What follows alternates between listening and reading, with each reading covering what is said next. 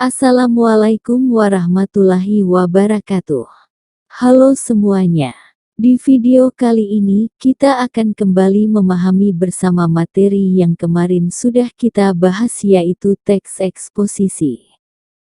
Mari kita mengetahui lebih dalam lagi mengenai teks eksposisi, di mana hari ini kita akan membahas materi tentang struktur dan kaidah kebahasaannya. Sekarang, kita masuk ke pembahasan struktur teks eksposisi. Teks eksposisi tergolong teks yang mudah dibuat karena memiliki struktur yang jelas dan mudah untuk diaplikasikan. Adapun struktur teks eksposisi adalah sebagai berikut. Pertama, ada pernyataan umum atau tesis. Bagian ini berfungsi untuk memperkenalkan topik sekaligus menempatkan pembaca pada posisi tertentu. Karena dengan teks yang digunakan penulis itu ingin mengemukakan pendapat, maka pembaca bisa berada pada posisi yang sependapat atau malah berseberangan. Yang kedua, ada argumentasi atau alasan.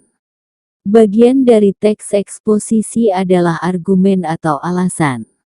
Panjang dan pendeknya bagian ini bergantung pada jumlah argumen yang telah kalian kenalkan secara garis besar di dalam pernyataan umum, kemudian kalian menyebutkan ulang dan menjabarkan argumen tersebut dalam paragraf-paragraf. Pengembangan argumen menjadi paragraf ini dilakukan melalui penyajian contoh dan alasan. Yang ketiga, ada penegasan ulang pendapat simpulan. Pengulangan tersebut dilakukan dengan berdasarkan pada argumen yang telah disajikan di dalam bagian sebelumnya. Pengulangan opini bersifat pilihan-pilihan, sehingga tidak semua teks eksposisi mempunyainya. Akan tetapi pada penegasan ini sangat penting untuk menarik pemahaman pada teks eksposisi yang disajikan. Sekarang kita akan menentukan struktur pada teks eksposisi berikut, yang berjudul pentingnya meminum air putih untuk kesehatan tubuh. Perhatikan bagian pertama ini, termasuk struktur yang manakah bagian pertama ini? Bagian pertama ini merupakan tesis. Mengapa? Sebab penulis menyatakan bahwa penting mengonsumsi air putih karena mengandung banyak manfaat. Kemudian dua bagian ini merupakan bagian struktur apa? Bagian kedua adalah argumentasi. Alasannya karena penulis menyebutkan pentingnya mengonsumsi air putih secara rutin diperjelas dengan berbagai alasan. Dan bagian ketiga adalah simpulan, sebab pada kalimat akhir penulis menyatakan air putih memiliki banyak manfaatnya dalam kehidupan sehari-hari. Lanjut ke materi berikutnya, ada kaidah kebahasaan teks eksposisi. Teks eksposisi memiliki ciri khas tata kebahasaan yang dapat diidentifikasi dari mulai kata hingga kalimat apa yang dipakai. Terdapat 3 kaidah kebahasaan teks eksposisi antara lain. Pertama, ada pronomina. Pronomina adalah kelas kata yang berfungsi untuk mengganti nomina, kata benda, atau frasa nomina. Contohnya, ibu sudah pulang ke rumah. Dia sebelumnya telah pergi ke pasar. Kata dia termasuk pronomina dan berfungsi mengganti kata ibu yang merupakan nomina. Pronomina terbagi menjadi 2, pronomina persona dan pronomina non-persona. Pronomina persona terdiri atas tunggal dan jamak. Berdasarkan sudut pandangnya, pronomina persona terbagi menjadi pronomina orang pertama, kedua, dan ketiga. Sementara itu, pronomina non-persona, yang digunakan untuk penunjuk ia, dia, anda, kamu, aku, saudara, nya, mu, ku, si, dan penanya. Yang kedua yaitu konjungsi. Konjungsi atau kata hubung dalam teks eksposisi berfungsi agar argumen penulis dapat diperkuat. Contohnya, seni didong merupakan salah satu seni tradisi lisan asal masyarakat Gayo, Aceh, yang seharusnya dilestarikan oleh generasi muda bangsa karena sudah semakin tergerus dengan perkembangan teknologi.